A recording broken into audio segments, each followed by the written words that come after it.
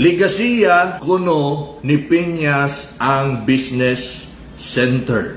Para masayod mo, ang business center mga igsuon sa panahon ni Mayor Joseph Cagas, dili ikalilo nga naigo tag sunod-sunod, dagko upat ka mga linog, kusog nga mga linog, daghan mga gambalay ang nangaguba. Ang kanang business center, for your information, naguba na, diba? Baluman na. O dili gyud na mapuslan human na igo sa dagkong linog. Okay? So karon ka Mayor Joseph Cagas ang desisyon kung unsaon niya na.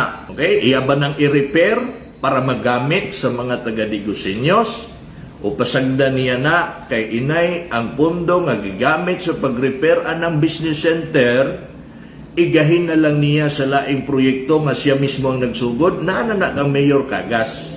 Kung politikahon yun na siya, kung ang mayor grabe ka pamulitika, politika rapod kaayo, ay kung halimbawa ako ang mayor, politika kay kong utok, grabe ko makapamulitika.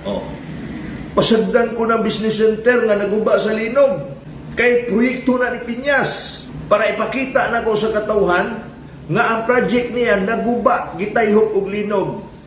Kana hakong usa ako ka politiko nga grabe makapamulitika. Usa gihimo ni Mayor Cagas, wala niya na una-una. Bot pasabot, walay pamulitika si Mayor Cagas. Gigahinan niya pondo para ma-repair ang business center nga project ni Piñas. Kaya nga naman iyang gi-repair na. Gusto lagi ni Mayor Cagas nga nindot ang dagway sa atong syudad. Wala niya gitanaw na nga bahalag kang Piñas na ka-project. Kaya pasagda niya na din nga naguba sa linog, naabya na sa sentro ng business center, sentro kay sa atong syudad sa Digos, Rizal Avenue Business Center. Palingki ba? Palingki.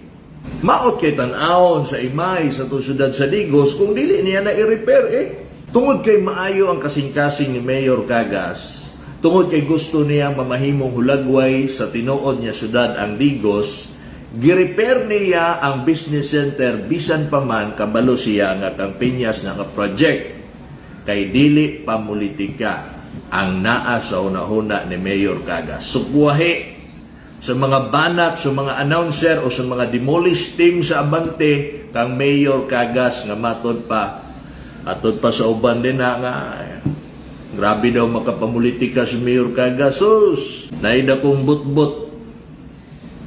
Kasi pagkapamulitika, usa lamang ka na sa mga timailhan niya, dakong bot-bot ng ilahang ingon niya na mulitika si Mayor Cagas. Kana lang business center daan, mo na usa ka punto.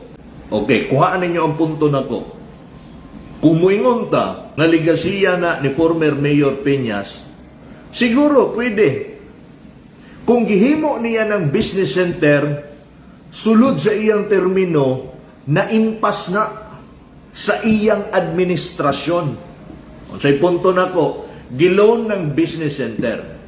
Hangtod karon, kita nga mga Digoseños, nagbayad pata ana.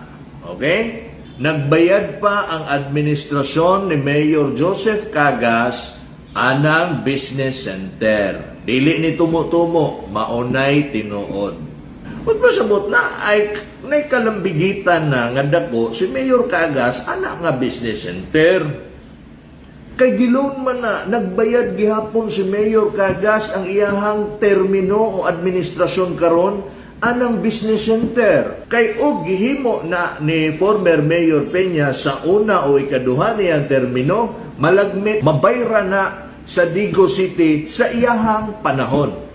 So kung nahimo niya na nga wala na nagbayad ang City Government of Digos anak karon, ang kana ligasiya kay na ni Mayor Peñas ng business center. Tinuod yun na. Pero usaon mo na hangtod karon sa panahon ni Cagas, nagbayad pa anang business center. So matawag ni mo nagligasiya ni Piñas nga ang iyang proyekto hangtod sa panahon ni Mayor Cagas nagbaguod pa tagbayad ana. Kaysa paghimo niya ana, last term naman niya. If I'm not mistaken, wala pa maimpas sa iyahang panahon ang kanang business center. Mao nay ikaduha nga punto. Again, una nga punto ana, naigo na sa linog, di na mapuslan. Gigahinan ni Mayor Cagas og pondo, gi-repair ang business center.